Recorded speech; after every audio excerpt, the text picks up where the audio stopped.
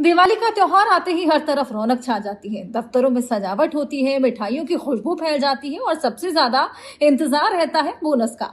लेकिन क्या आप जानते हैं कि जो दिवाली बोनस या गिफ्ट आपकी कंपनी देती है वो भी टैक्स के दायरे में आता है। ज्यादातर लोग सोचते हैं कि त्योहार का गिफ्ट या बोनस टैक्स फ्री होता है, लेकिन हकीकत थोड़ी इतर है। सबसे पहले बात करते हैं गिफ्ट की। अगर आपकी कंपनी आपको मिठाई, कपड़े, छोटा गैजेट या कोई और गिफ्ट देती है तो उसकी कीमत 5,000 या उससे कम है तो उस पर कोई भी टैक्स नहीं लगता। इसे टैक्स फ्री बेनिफिट माना जाता है। लेकिन जैसे ही वो गिफ्ट 5,000 से ज्यादा का हो जाता है, मान लीजिए कंपनी ने 10,000 का फोन या वॉच दी, तो पूरी वैल्यू आपकी इनकम में जुड़ जाती है। यानी कि 5,001 का गिफ्ट मिला तो टैक्स सिर्फ ₹1 का नहीं बल्कि पूरे 5,001 का लगेगा। अब आते हैं बोनस पर।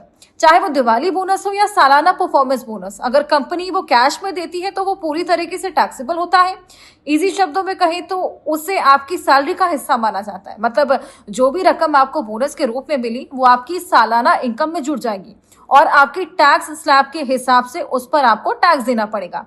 अब मान लीजिए आपकी सालाना सैलरी 7 लाख रुपए है और कंपनी ने दिवाली बोनस के तौर पर आपको 40,000 रुपए दिए। आपकी कुल आय 7,40,000 हो जाएगी और उसी हिसाब से टैक्स की गणना होगी। अगर आपकी इनकम पहले से टैक्स स्लैब में आती है तो बोनस आपकी टैक्स देनदारी को बढ़ा देगा। अब कई बार लोग ये गलती करते हैं कि कंपनी से मिला गिफ्ट या बोनस आईटीआर में दिखाना भूल जाते हैं, लेकिन टैक्स डिपार्टमेंट के पास कंपनियों की पूरी जानकारी रहती है। किससे कितना बोनस मिला, कौन सा पेमेंट हुआ, सब रिकॉर्ड में होता है। अगर आप ये दिखाते नहीं हैं तो बाद में आपको नोटिस भी आ सकता है। इसलिए ये ध्यान रखें कि गिफ्ट 5,000 तक का है तो टैक्स फ्री है, लेकिन उससे ज्यादा की कीमत वाला कोई भी गिफ्ट या कोई भी कैश बोनस टैक्सेबल होगा। और अगर आप चाहते हैं कि टैक्स का बोझ थोड़ा कम पड़े तो बोनस मिलने के बाद उसका एक हिस्सा आप टैक्स सेविंग इन्वेस्टमेंट में लगाइए, जैसे कि ELSS, म्यूचुअल फंड, PPF या फिर लाइफ इंश्योरेंस पॉलिसी।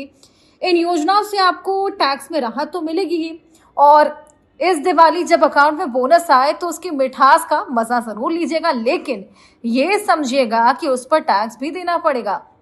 अब बोनस मिलना ये तो एक अच्छी बात है, लेकिन समझदारी इसी में है कि खुशी के साथ टैक्स की जिम्मेदारी भी याद रखी जाए।